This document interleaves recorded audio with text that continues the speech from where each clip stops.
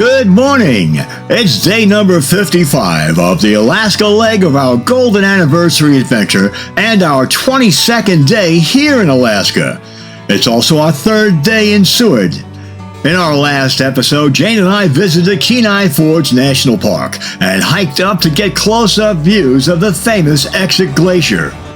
Today, once again, we have some rain in the forecast, so an indoor activity is in the offing as we go to explore the Alaska SeaLife Center.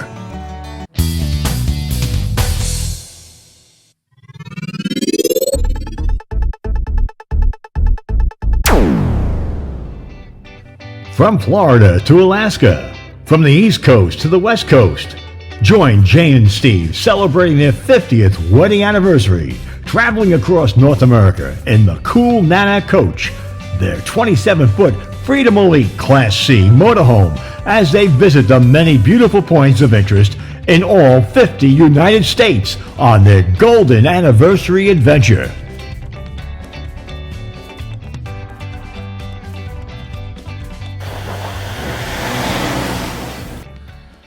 From our base camp on Resurrection Bay in Seward, today we are visiting the Alaska SeaLife Center, located at mile marker 0 on the Seward Highway, just about a half a mile from our campsite. This is the site of the massive destruction caused by the Great Alaskan Earthquake of 1964, as this was the site of the terminus of the Great Alaskan Railroad. Its massive railhead was completely lost. However, the train station survived and is now owned by the Alaska SeaLife Center, which operates a cafe there.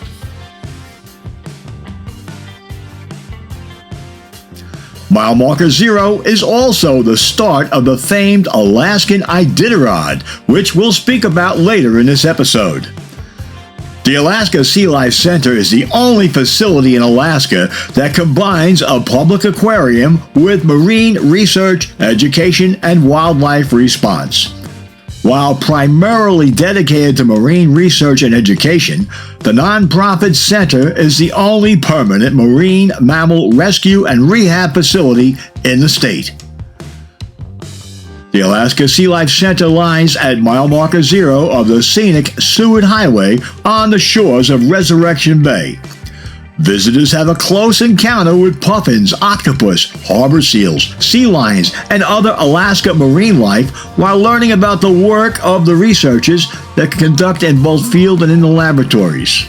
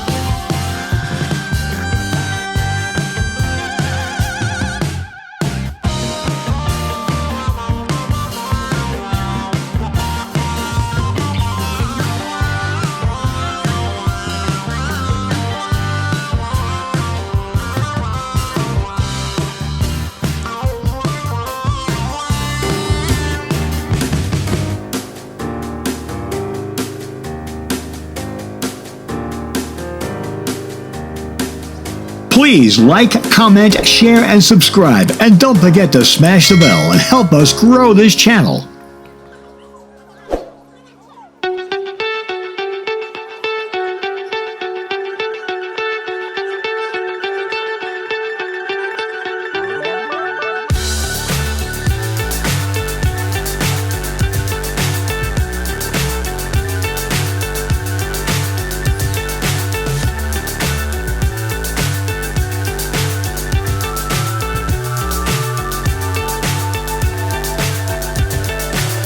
So high I'm hypnotized.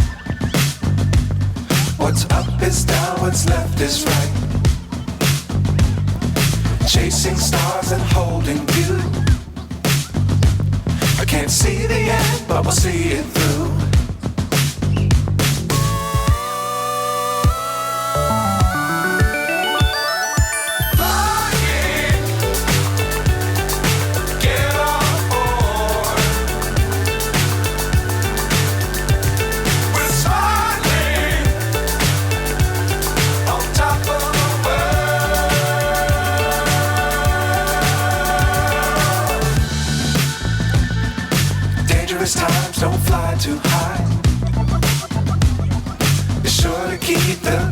sight.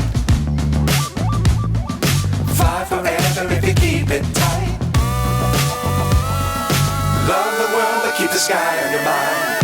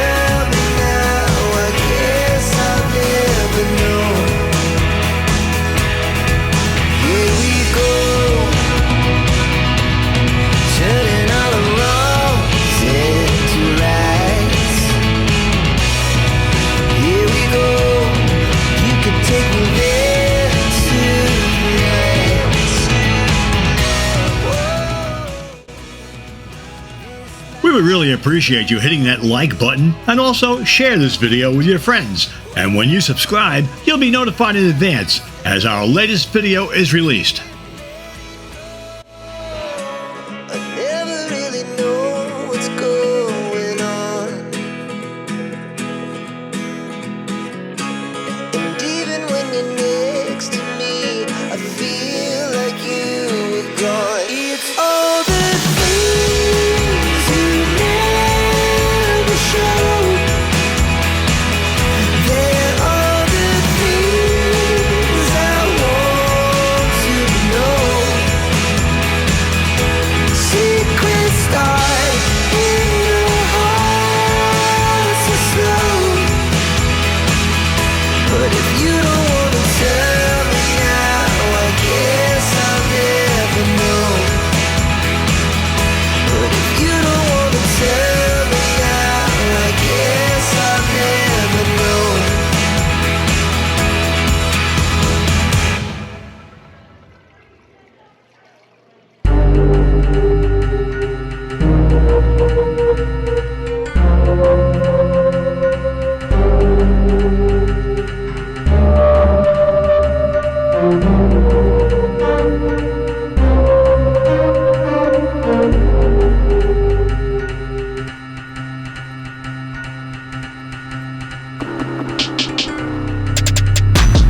Multiple seabird species share this contained habitat, much as they do in the wild, and afford a terrific view as they fly above, searching with their incredible eyesight, searching for food below the surface, and then dive deep into the water to catch their prey. The aviary habitat not only has an ample habitat for seabirds in flight, but also a spacious aquarium habitat stocked with various species of fish, affording the birds a life-in-the-wild experience as they hunt for their food. The SeaLife Center offers visitors a unique view of the seabirds exhibited, since you can view them above and below the water surface as they repeatedly dive and forage for food.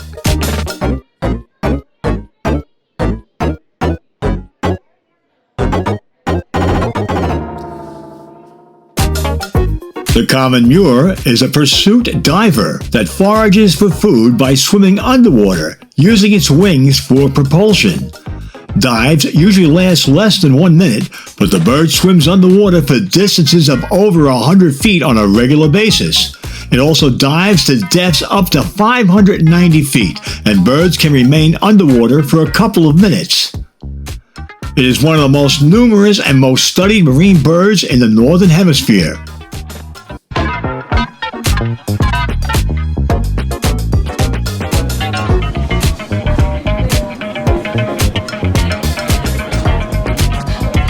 What is that? So big.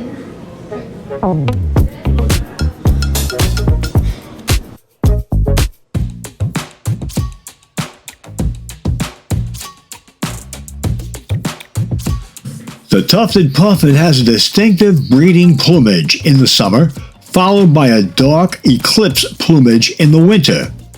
Starting in March, their breeding plumage of golden plumes behind the eyes and a bright white face mask grows in. The bill becomes a bright reddish orange and grows a beige bill covering at the base. When breeding ends in the early summer, puffins lose their plumes and their face mask. The bright colors of the bill turn to a dull reddish brown, and their overall appearance is that of a simple dark black seabird. Their diets consist of small fish, squid, octopus, crabs, zooplankton, and jellyfish. Although puffins spend the majority of the year on the ocean, they build their nests on the shores of islands and coastal regions. They require shores with steep, grassy, sloping land with soil that allows them to dig burrows. Their burrows are typically 2 to 6 feet long and 4 to 6 inches in diameter. Puffin bills have been used by native Alaskans to adorn their tribal wear. Once puffins leave the nest, they do not return to land until 3 to 5 years later, when they have found a mate and are ready to breed. Older puffins can be distinguished by their white eye and 3 grooves in their beak.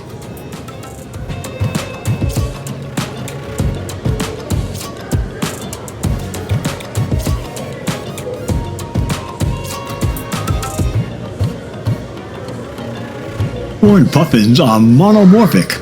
The male and female exhibit the same plumage coloration. In summer, it has a small, fleshy, dark horn above each eye, from which it takes its name, and brightly colored orange and red bill.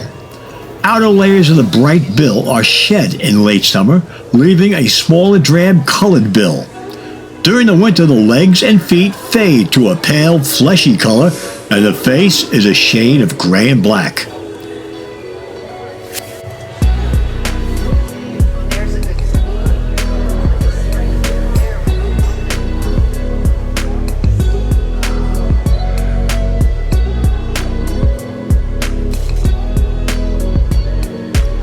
Habitat preferences includes cold ocean waters, sea cliffs, and rocky islands, as well as grassy bluffs. This species is pelagic, living on the open sea for the majority of its lifetime. During the non-breeding season, they nest in crevices and burrows on sea cliffs.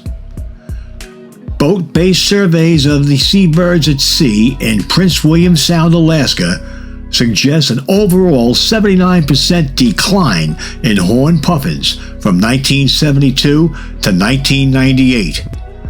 Considering the large-scale changes in marine food chains and climate, which have been observed over the last decade, prey availability is the most likely source of population regulation.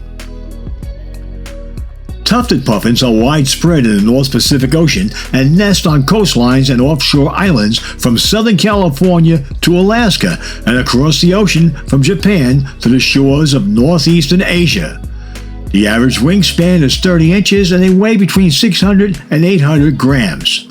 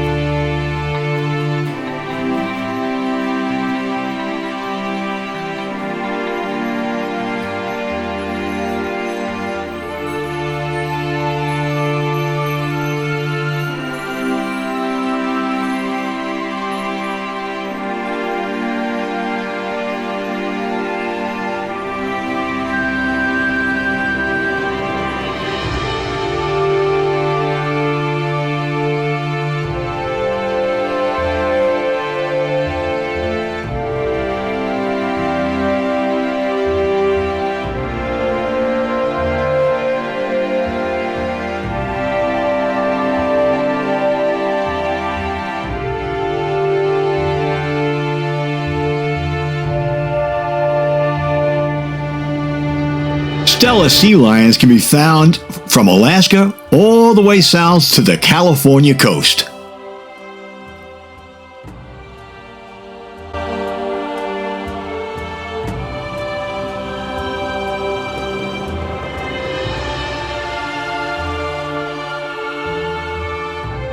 In our recent visit to Valdez, we got to see these magnificent creatures in the wild while on the Wildlife Glacier cruise aboard Captain Fred's Lulu Bell yacht.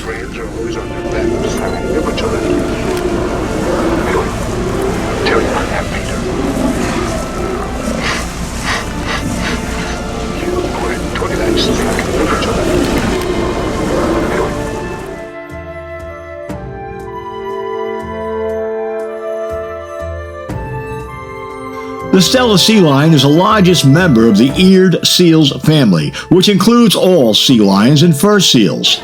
Stella sea lions are named for George Wilhelm Stella, the German surgeon and naturalist on the Bering expedition, who first described and wrote about the species in 1742. While they are the only living member of their genus, they share parts of their range with a smaller related species, the California sea lion. Stella sea lions' impressive, low-frequency vocalizations sound more like roars than California sea lions' barks. They also share parts of their range with another family species, the northern fur seal. Historically, Stella sea lions were highly abundant throughout many parts of coastal North Pacific. Indigenous peoples and settlers hunted them for their meat, hides, oil, and other products, and today, sea lions are an important subsistence resource for Alaska natives. Because of unexplained, widespread population declines in Alaska, Stella sea lions were first listed under the Endangered Species Act in 1990.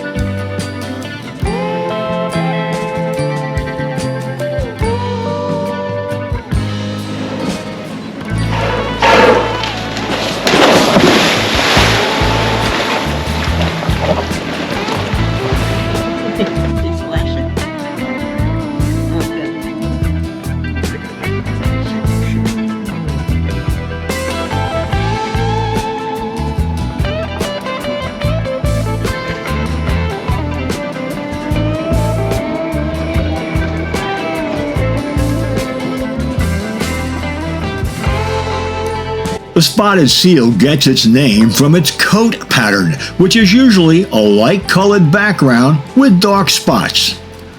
From late fall through spring, spotted seal habitat use is primarily associated with seasonal sea ice.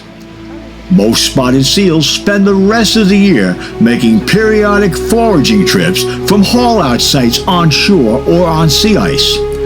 Spotted seals are unusual among true seals in that they annually form family groups consisting of a female, a male, and a pup during breeding season. Spotted seals rely on sea ice during reproduction and to some extent during molting. As such, they are sensitive to changes in the environment that affect the annual timing and extent of sea ice formation and breakup. Spotted seals, like all marine mammals, are protected under the Marine Mammals Species Protection Act. Spotted seals have a round head, narrow snout, and a small body, as well as narrow, short flippers. Adult spotted seals are silvery gray to light gray with dark spots scattered densely on their body. Pups are born with a white coat that is usually shed at the time of weaning and replaced with a coat that is rather similar to adults. Spotted seals grow to an average length of 5 feet with weights ranging from 140 to 250 pounds. Males and females are generally similar in appearance. Spotted seals are closely related and often confused with harbor seals in areas where you can find both, such as in Bristol Bay, Alaska.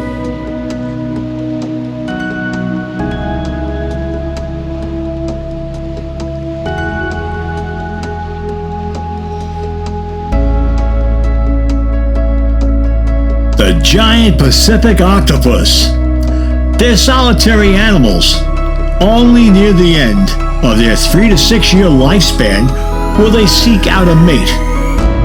Once mated, up to 100,000 eggs are laid in a long, braided strands and attached to the roof of a well-protected cave. The female stays with the eggs, guarding them for the predators and keeping them clean and aerated for 6 to 12 months. She will not feed during this time. When the eggs hatch, the young octopus are about the size of a grain of rice, floating near the ocean surface. It is not well documented how long they remain in this stage before settling out on the ocean floor and assuming a more octopus-like appearance.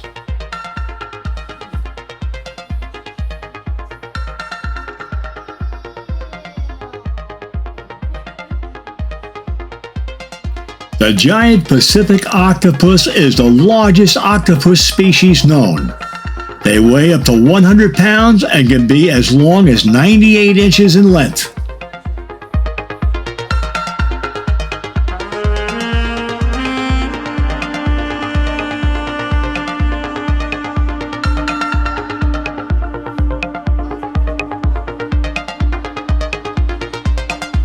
The nonprofit Alaskan SeaLife Center helps to support itself by operating a well-stocked souvenir and gift shop with all kinds of items most visitors cherish.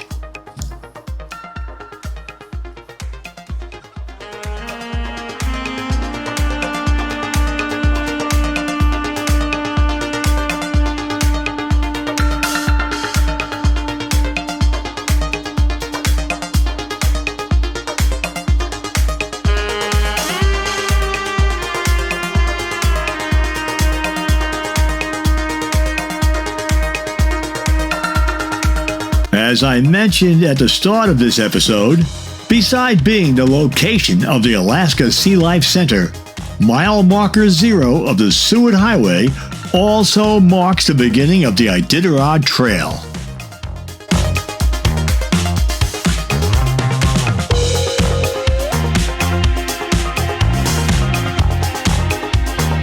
In 1964, the Wasilla Nick Centennial Committee was formed to look into historical events in Alaska, specifically the Matanuska-Susitna Valley, over the past century.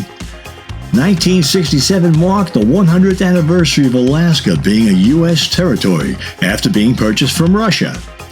Dorothy Page, chairman of this committee, conceived the idea of a sled dog race over the historically significant Iditarod Trail.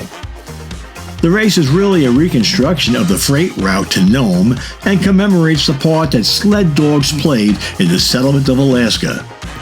While the Iditarod has become by far Alaska's best-known sporting event, there are a dozen other major races around the state every winter.